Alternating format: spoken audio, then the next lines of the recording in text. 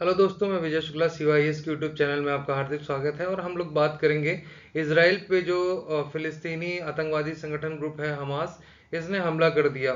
ठीक है, तो इसराइल और फिलिस्तीनी कन्फ्लिक्ट के बारे में जानना जरूरी हो जाता है। और वर्तमान में जब पूरे विश्व में युद्ध का वातावरण है, ऐसे में इसराइल पे हमला इस एक चिंता का विषय है, अंतर्राष्ट्रीय एक बड़ी समस्या है। इसे जान लेना बहुत जरूरी है।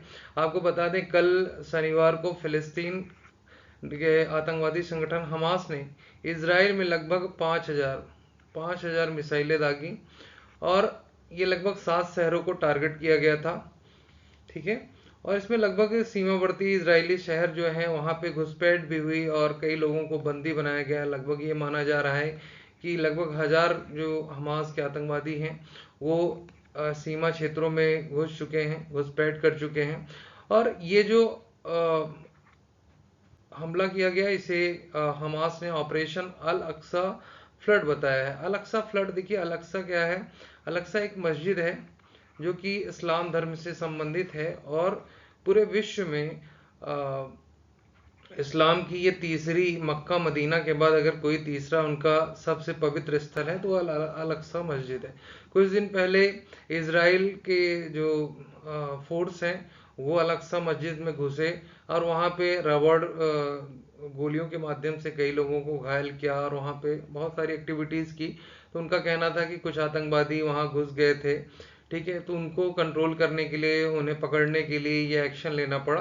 तो इसी को लेके काफ़ी विरोध प्रदर्शन हो रहा था इसराइल में। तो इसराइल की स्थिति जान लेना जरूरी। देखिए ये इसराइल का मैप है और इसमें आप देख सकते हैं ये वेस्ट बैंक वाला एरिया है और ये गोल्डन हाइट्स है और ये गाजा पट्टी। ये गाजा पट्टी वही क्षेत्र है जो फिलिस्तीन के कब्जे में है, जहाँ से ये हमास आतंकी संगठन जो है ये ऑपरेट करता है। तो ये जो बम बारी हुई है वो यहीं से हुई है। गोलन हाइट वाला जो क्षेत्र है, ये सब क्या है कि 1967 में 6 डे वॉर हुआ था। उस 6 डे वॉर में मिस्र, जॉर्डन, सीरिया, 3 देशों ने इसराइल के विरुद्ध युद्ध लड़ा था। और इस युद्ध में सीरिया से गोल्डन हाइट छीन लिया इसराइल ने, जॉर्डन से वेस्ट बैंक वाला एरिया छीन लिया, यहाँ से गाजा छीन लिया। तो इसलिए ये इम्पोर्टेंट हो जाता है। और ये जो जेरूशलम है ये बहुत ही पवित्र स्थान है क्योंकि ये 3 धर्मों से संबंधित है, यहूदियों से भी संबंधित है। यहूदियों का भी पवित्र स्थल यहाँ पे वेस्टर्न वॉल है। उसके अलावा मुस्लिमों की इस्लाम धर्म में अल अक्सा मस्जिद यहाँ पे है और ईसाइयों की भी यहाँ पे चर्च है यहाँ पे। ठीक है, तो ये इंपॉर्टेंट हो जाता है। तो चलिए आगे और अच्छे से डिस्कस करते हैं। वेस्ट बैंक के बारे में बता दें। देखिए वेस्ट बैंक जो है उस पे इसराइल और जॉर्डन के मध्य जो है अवस्थित है। और इसे जो जीता तो 1967 में, पहले इस पे जो कब्जा हुआ करता था वो होता था जॉर्डन का। फिर इसको जो है 1967 में इसराइल ने जीत लिया और अपने नियंत्रण में स्थापित कर लिया।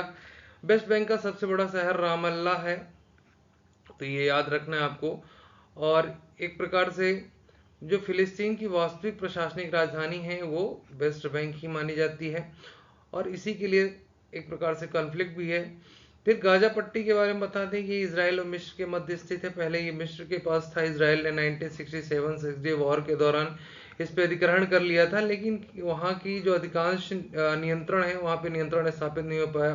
प्रशासनिक नियंत्रण का निर्णय, बहुत सारी चीज़ें थी वहाँ पे, दूर था, कंट्रोलिंग करना इजी नहीं था। फिर वहाँ पे जो ज़्यादा आबादी थी वो अरब फिलिस्तीनियों की थी, तो इस वजह से उसे ड्रॉप आउट करना पड़ा। फिर ओस्लो शांति प्रक्रिया के तहत भी उसे छोड़ना पड़ा। तो इसराइल ने वहाँ पे अपनी जो बस्तियां हैं वो हटा ली हैं और अंतर्राष्ट्रीय पहुंच के माध्यम से वहाँ पे हल्का जो है नियंत्रण स्थापित करता है।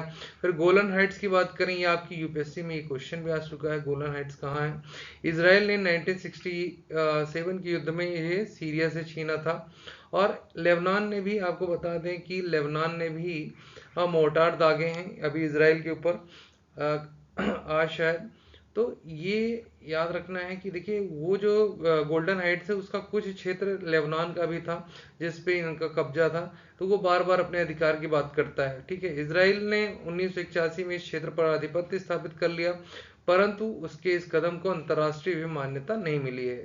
ठीक है, तो ये याद रखना है कि इस क्षेत्र को भी मान्यता नहीं मिली है।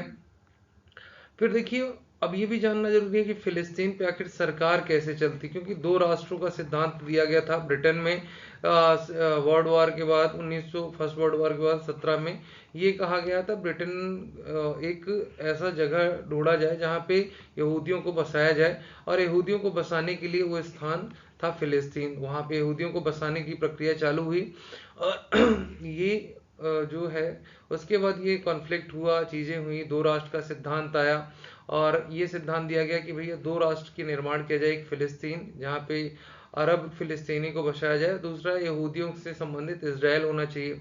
तो ये सिद्धांत दिया गया था। अब इसी सिद्धांत के तहत फिलिस्तीन में फिलिस्तीन प्राधिकरण की स्थापना का सृजन किया गया 1994 में, ओस्लो समझौते से किया गया। इसका जो गुट था यहाँ पे, जो सबसे बड़ा राष्ट्र माने पॉलिटिकल गुट था, उसका नाम फतह गुट था, और उसी के राष्ट्रपति थे महमूद अब्बास। तो उन्हीं के नेतृत्व में फिलिस्तीन लोग का शासन चलता था, और भ्रष्टाचार और राजनीतिक कलह के कारण ये प्राधिकरण जो है काम नहीं कर पाया। दूसरा, हमास जैसे ग्रुप जो है आतंकवादी संगठन, इसे सफल नहीं होने दिया। उन्होंने 2007 में इसको फतह को निष्कासित कर दिया और गाजा पे अपना अधिकार कर लिया। ठीक है, तो ये याद रखना है। 2006 में हमास ने फिलिस्तीन प्राधिकरण के चुनावों में जीत दर्ज की, और 2007 में गाजा से इसे विस्थापित कर दिया। फतह का गठन जो है यासिर अराफात ने 1950 के दशक में किया था। ये सबसे बड़ी फिलिस्तीन की राजनीतिक गुट है। तो ये याद रखना है आपको कि फतह को हटा के अब हमास वहां पे एक प्रकार से उसका राज चलता है। और ऐसे में जो रॉकेट छोड़े गए हैं वो हमास के द्वारा छोड़े गए हैं। फिर द्विराज्य का जो समाधान था 1974 में संयुक्त राष्ट्र के प्रस्ताव के ने पारित किया गया था, जिसमें यह कहा गया था फिलिस्तीनियों के अलग, अरब बहुसंख्यकों के लिए फिलिस्तीन राज्य होगा, यहूदियों के लिए अलग राज्य होगा। तो इसकी बात की गई, लेकिन क्या है, फिलिस्तीनियों ने ये जो प्रस्ताव था इसे अस्वीकृत कर दिया, और यही कॉन्फ्लिक्ट इजराइल और फिलिस्तीन के बीच में संघर्ष का कारण बना हुआ है। अभी देखिए, ये इतिहास के बारे में जाने कि आखिर इजराइल का नाम कैसे पड़ा, और उसके अलावा यहूदी नाम कैसे पड़ा, और साथ में ये देखिए यहूदियों की जो स्थापना हुई वो अब्राहम के द्वारा की गई। अब्राहम जो है, अब्राहम एक ऐसे व्यक्ति हैं, माने धर्मगुरु थे, जो कि जिनकी धर्म सिद्धांत जो था उसका नाम था इब्राहिमी। इब्राहिमी इनके धर्म का सिद्धांत था। ये इब्राहिमी सिद्धांत इन्होंने दिया था, और इब्राहिमी ही धर्म था जिसे टोटल ये कहा जाता है कि ये तीन धर्मों से मिला हुआ था, ईसाई धर्म, इस्लाम धर्म और यहूदी धर्म। तो इसका मतलब जो इब्राहिम थे, वो इब्राहिम जो थे वो सभी धर्मों के एक प्रकार से धर्मगुरु थे। ठीक है, उन्हें माना जाता था, तो इसलिए इनका इंपॉर्टेंट हो जाता है। तो इब्राहिम तीनों धर्मों में मूल में थे, तो इसलिए ये क्या है कि जो जेरूसलम है वहाँ पे तीनों धर्मों से संबंधित महत्वपूर्ण पूज्य स्थल है। ठीक है, तो ये इंपॉर्टेंट है, अभी हम बात करेंगे। देखिए, यहूदियों का जो धर्म ग्रंथ है उसका नाम पुराना अहदनामा है, तो ये भी याद रखना है। यहूदी जात का जो निकास है पैगंबर हजरत इब्राहिम, इब्राहिम को इस्लाम में इब्राहिम कहा जाता है, ईसाइयत में अब्राहम कहा जाता है। तो हर धर्म में अलग है, और इनका सभी धर्मों के साथ एक संयुक्त रूप से इनका जुड़ाव था। ठीक है, सभी धर्म के लोग इनको मानते थे, तीनों धर्मों के। फिर लगभग 2000 वर्ष पूर्व, ये ईसा के 2000 वर्ष पूर्व माने जाते थे कि पहले ये उपस्थित थे, और इन्हीं के जो पोते थे याकूब, याकूब का नाम ही था इजराइल, और इसी के नाम पे ये इजराइल शहर पड़ा, इजराइल पड़ा। और इन्होंने क्या किया था कि यहूदियों के 12 जातियों को मिला दिया था, एक साथ कर दिया था, क्योंकि ये बीच में बट गए थे, और उसी उसी को इन्होंने मिलाया था, इसलिए उनका नाम पड़ा इजराइल। इजराइल ऐसा माना जाता है एक राष्ट्र जो ईश्वर को प्यारा हो उसका नाम होता है इजराइल, का मतलब था। फिर याकूब के दो बेटे हुए, यहूदा और जुदा। अब यहूदा और जुदा जो हुए, तो यहूदा के नाम से ही इस वंश का नाम यहूदी धर्म पड़ा, इस धर्म का नाम। और जुदाइज्म जो कहलाया प्रारंभ में। अभी क्या हुआ कि अब आगे चल के क्या हुआ, यही जो है दो भागों में बट गया, जुदा और इजराइल में। बाद में फिर इसे एक किया गया और इजराइल का पड़ा। तो ये एक इतिहास है, तो ये आपको याद रखना है कि याकूब के बच्चे जो थे यहूदा, उन्हीं के नाम पे ये यहूदी धर्म पड़ा, और याकूब के नाम पे इजराइल पड़ा, देश का नाम। तो ये याद रखना है। अब हमने बताया कि अल अक्सा जो फ्लड ऑपरेशन किया गया, तो अल अक्सा फ्लड ऑपरेशन इसीलिए किया गया क्योंकि इन्हें ये लगता है, यहूदियों को, सॉरी, फिलिस्तीनियों को कि जो उनकी धार्मिक स्थल है अल-अक्सा, वो खतरे में है, वहां से उन्हें निकाल दिया जाएगा। तो अल-अक्सा मस्जिद में क्या है, एक कार्यवाही हुई थी, हमने बताया, उसी कार्यवाही के प्रत्युत्तर में ये ऑपरेशन चलाया गया है। तो ये देखिए, ये यरूशलेम शहर है, ये जो वॉल आपको दिख रही है, ये इसको कहा जाता है वेस्टर्न वॉल, ठीक है। फिर अल अक्सा मस्जिद, ये वाला एरिया है। अल अक्सा के सामने ये डोम ऑफ रॉक्स है, ये सामने वाला एरिया डोम ऑफ रॉक्स कहा जाता है। और ये पूरा जो बसा हुआ है 2 एकड़ का एरिया जो है, जहाँ पे ये तीनों धर्मों के, ये चर्च ऑफ सेल्पचर करके है। तो ये वो चर्च है जहाँ पे यीशु मसीह को सूली पे लटकाया गया था और उन्हें दफनाया गया था। तो ये क्रिश्चियनों के लिए बहुत ही पवित्र स्थल है, और चर्च ऑफ होली ऑफ सेल्पचर करके है। और उसके अलावा ये जिस एरिया में बना हुआ वो टेम्पल ऑफ माउंटेन है। तो इसलिए ये इंपॉर्टेंट हो जाता है। ये तीनों चीजें आप याद रखिए। इसराइल फिलिस्तीन विवाद में यरूशलेम के प्रतीक और भूमि को लेकर सदियों से यरूशलेम, ये लगता है मुसलमानों को या इस्लाम धर्म वालों को कि ये अगर यहूदियों के पास आ जाएगा या यहूदियों के संरक्षण में होगा, तो कहीं ना कहीं वो अपनी जो धार्मिक मान्यता है, धार्मिक स्थल है, उससे दूर हो जाएंगे। तो ये सब है समस्याएं। अरब इजराइल युद्ध के दौरान इसराइल ने यरूशलेम के पश्चिमी आधे हिस्से पे कब्जा कर लिया, जॉर्डन ने पूर्वी हिस्से पे कर लिया। ये 1948 की बात है। फिर उसके बाद जब युद्ध हुआ 1967 का 6 डे वॉर, तो उसमें इसराइल ने पूरा यरूशलेम पे कब्जा कर लिया, और इसराइल का पूर्वी यरूशलेम की बस्तियों पे विस्तार चालू कर दिया, क्योंकि पूर्वी यरूशलेम जो था वो फिलिस्तीन की राजधानी था। तो उसने वहां पे पूरे विस्तार बस्तियां बसाई, और उसे इलीगल मानता है फिलिस्तीन।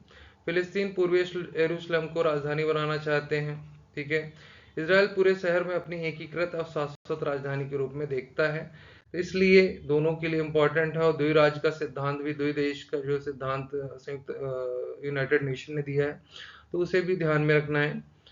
फिलिस्तीनियों को पूर्वी यरूशलेम के पास शेख जर्राह से बेदखल होने का खतरा नजर आता है, और ये अभी केंद्रीय जो वहाँ के न्यायालय है इसराइल की, उन्होंने लगभग 4 फिलिस्तीन परिवारों को शेख जर्राह से बेदखल कर दिया गया। और ये फिलिस्तीन में शेख जर्राह वो एरिया है जहाँ पे अभी भी फिलिस्तीनी आबादी बसती है।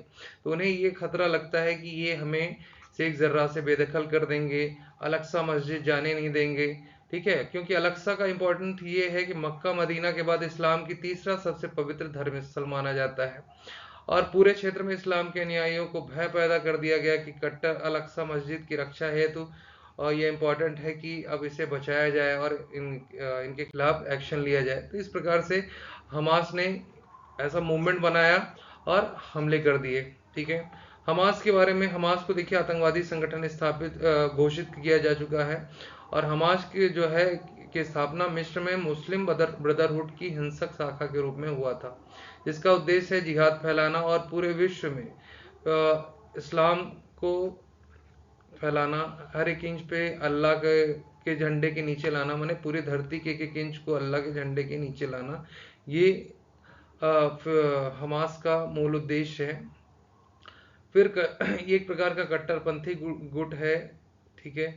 और 2014 से लगातार ये रॉकेट फायरिंग करता रहा है। इसके प्रत्युत्तर में इसराइल हमले करता रहा है, हवाई हमले। तो ये पहली बार नहीं हुआ है, लेकिन इतनी बड़े लेवल पे ये पहली बार ही हुआ है। फिलिस्तीन की जो राष्ट्रपति सत्ता है, ठीक है, तो वहाँ पे देखिए ये भी है कि वहाँ के जो लोग हैं, अब पूरी तरह कई लोगों का यह मानना है कि एक ही राष्ट्र के अंदर हमें रखा जाए, या इसराइल हो या फिलिस्तीन, और हमें वो सभी अधिकार दिए जाएं, लोकतंत्रात्मक सत्ता हो, ठीक है। तो ये इस प्रकार के विचार हैं। फिर एक और है कि अगर हमास आता है तो क्या हमास सरकार बना पाएंगे, या वो सरकार लोकतांत्रिक होगी या अधिकारों के लिए लड़ेगी। तो इस प्रकार की चीजें भी हैं। फिर जो वहाँ की फतह थी, जो पार्टी थी फतह, उसके बारे में भी प्रश्न, क्योंकि फतह पूरी तरह से जो गुट था वो खत्म कर दिया गया है वो। तो ये भी चीजें हैं। फिर इनके बीच में अब्राहम अकॉर्ड हुआ था, अब्राहम समझौता। अब्राहम इसलिए हुआ था, ये देखिए अमेरिका की वजह से ये संभव हो पाया, अब्राहम अकॉर्ड। क्या अमेरिका ने ये कहा कि जितने भी अरब देश हैं वो इसराइल के साथ अच्छे संबंध बनाएं, और उसी के तहत बहरीन ने और यूएई ने समझौता किया 2020 में। तो ये इसलिए इम्पोर्टेंट हो जाता है अब्राहम अकॉर्ड। और सऊदी अरब, अभी क्या हुआ, अब्राहम अकॉर्ड होने के बाद ये घोषणा की गई कि जो वहाँ की अल-अक्सा मस्जिद है, वहाँ सभी इस्लाम धर्म, अब इम्पोर्टेंस है इस्लाम धर्म के लिए, तो सभी लोग जा सकते हैं। तो अरब देशों के लिए एक महत्वपूर्ण धार्मिक स्थल है और वहाँ जाने की अनुमति मिल जाएगी। फिर व्यापारिक संबंध बनेंगे दूसरे देशों के बीच में, क्योंकि लगभग 60 साल से कह सकते हैं तो ये संबंध खराब हैं। तो ऐसी स्थिति में अरब देशों के साथ इजराइल के अगर संबंध स्थापित होते हैं तो इसका फायदा अमेरिका को भी होगा। तो इसलिए अमेरिका चाहता है कि अब्राहम अकॉर्ड के थ्रू जो अरब देश हैं उनके साथ अच्छे संबंध बनाए जाएं। और सऊदी अरब जो है वो जो अपने इनकी फ्लाइट जो है बहरीन या क्या नाम है इजराइल की, तो ये इनके बीच में जो फ्लाइट्स उसके क्या नाम आसमान से उड़ती हैं, उस एरिया से उड़ती हैं, तो उन्हें माने उड़ने के लिए परमिशन दे रहा है। तो ये सब चीज़ें हैं, धीरे धीरे सुधार हो रहा है। लेकिन अब अगर ऐसी स्थिति आती है कि अभी हमास ने हमला किया, फिर उसके बाद लेबनान मोर्टार दाग रहा है, अगर पूरे मुस्लिम संप्रदाय एक हो जाएंगे या अगर सऊदी अरब भी इसमें इन्वॉल्व हो जाता है, क्योंकि देखिए सऊदी अरब ये चाहता है कि इसमें शांति समझौता हो जाए, क्योंकि इससे नुकसान किसको होगा, अरब देशों को होगा। जितना नुकसान अरब को होगा उतना इजराइल को भी होगा। तो ये शांति समझौते की बात कर रहे हैं, लेकिन वहीं अमेरिका जैसे देश इजराइल के पीछे खड़े हुए हैं, सपोर्ट कर रहे हैं। तो ये एक अंतर्राष्ट्रीय मुद्दा बन रहा है। फिर भारत का ओपिनियन क्या है, भारत ने भी इजराइल के पक्ष में स्टेटमेंट दिया है एक्स पे मोदी जी ने। तो ये सब बड़े फैक्टर्स हैं, तो इन्हें एनालाइज करना। देखिए इंपॉर्टेंस ये है कि आपको कॉन्फ्लिक्ट के बारे में पता हो, इब्राहिम अकॉर्ड के बारे में पता हो। ठीक है, अगर वीडियो पसंद आया तो लाइक करिए, शेयर